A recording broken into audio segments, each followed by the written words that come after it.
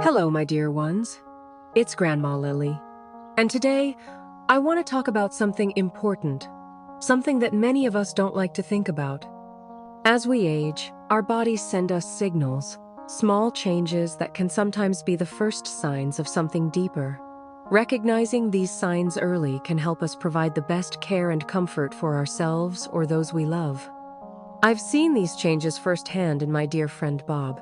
He's always been strong, active, and independent, but recently things have started to change, and I've learned some hard truths along the way. Today, I'll share 5 signs to watch for, along with practical tips on how to provide comfort and support.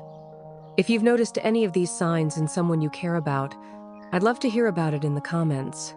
Now, let's dive in and talk about what to look for. Sign number 1, weight loss.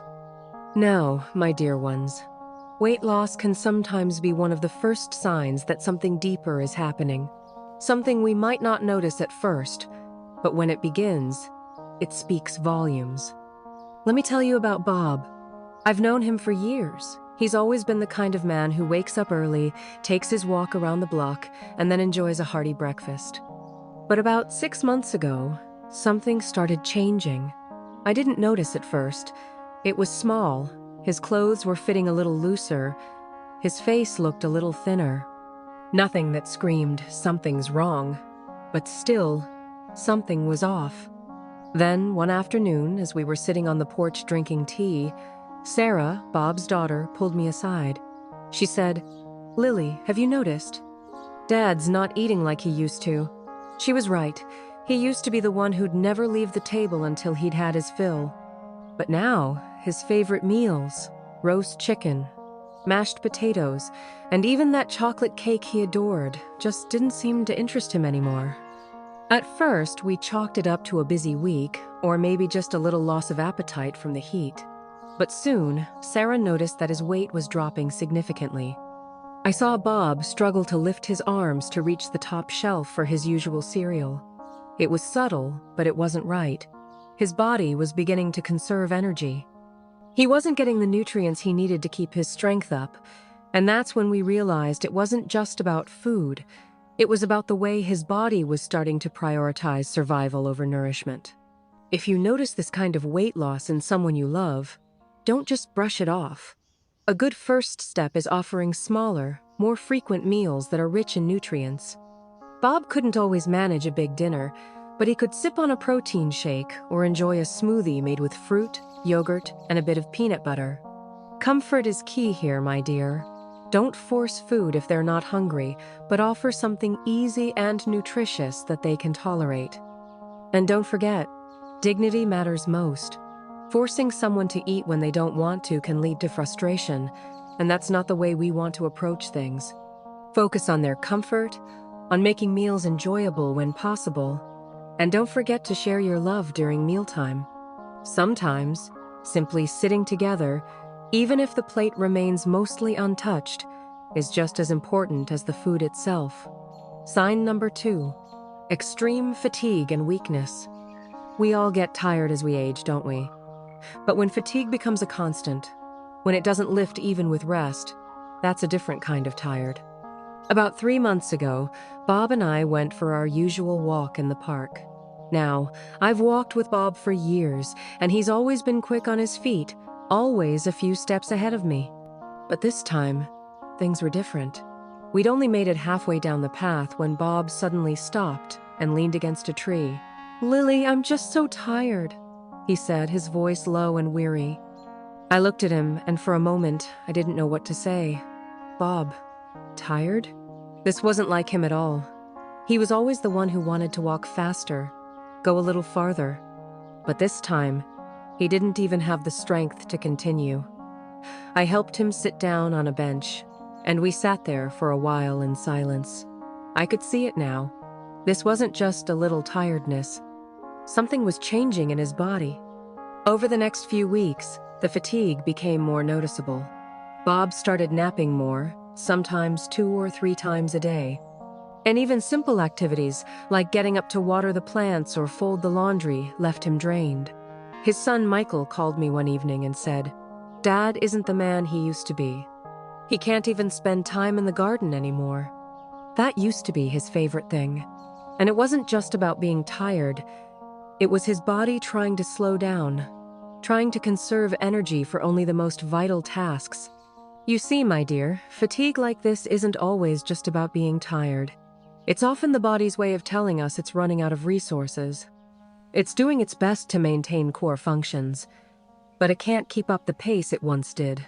So, what can we do for someone who's experiencing this extreme tiredness? First, it's important to encourage rest, but don't make them feel helpless. They don't need to be made to feel like they're losing control of their lives. One of the most helpful things we did for Bob was to plan activities around his energy levels. We would take walks in the morning, when he was still feeling a bit stronger, and we'd save the more taxing activities, like cleaning or cooking, for times when he had more energy. And it's important to create comfortable resting spaces in the home. Make sure they have a spot to relax where they can rest and feel supported. A cozy chair by the window, a soft pillow for napping, small things that give them space to recharge. A hospice nurse explained to us that this fatigue is part of the body's natural process as it slows down. Accepting this fact helped us shift our focus from trying to fix the exhaustion to simply enjoying our time together, quality time instead of quantity. Sometimes, that's the best way to offer love during these moments. Sign number 3, cognitive changes and withdrawal. Cognitive changes can be some of the most difficult signs to watch for. I've known Bob for so many years, and he's always had a sharp mind.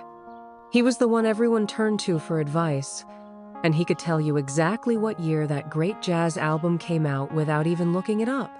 But about 2 months ago, something started to shift.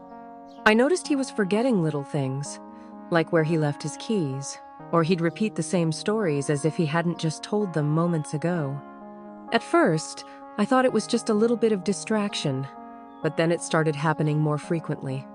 One afternoon, Bob and I were sitting in the living room, chatting about old times, and suddenly he asked me, "Lily, when are we going to that concert next week?"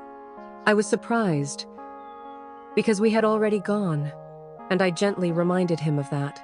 He looked at me with confusion in his eyes. "I don't remember that, Lily." At first, I didn't know what to say.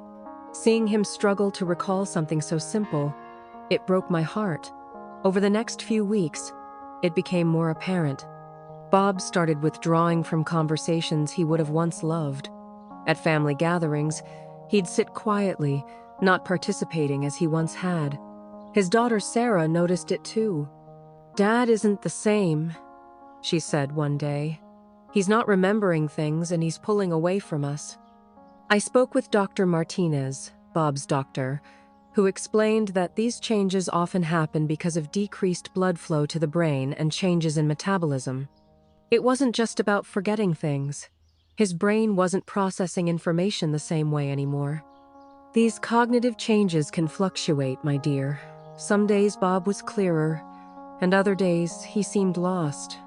And that inconsistency is one of the hardest parts. But we learned to adapt and find new ways to connect with him. I found that simply being present was more important than trying to have complex conversations.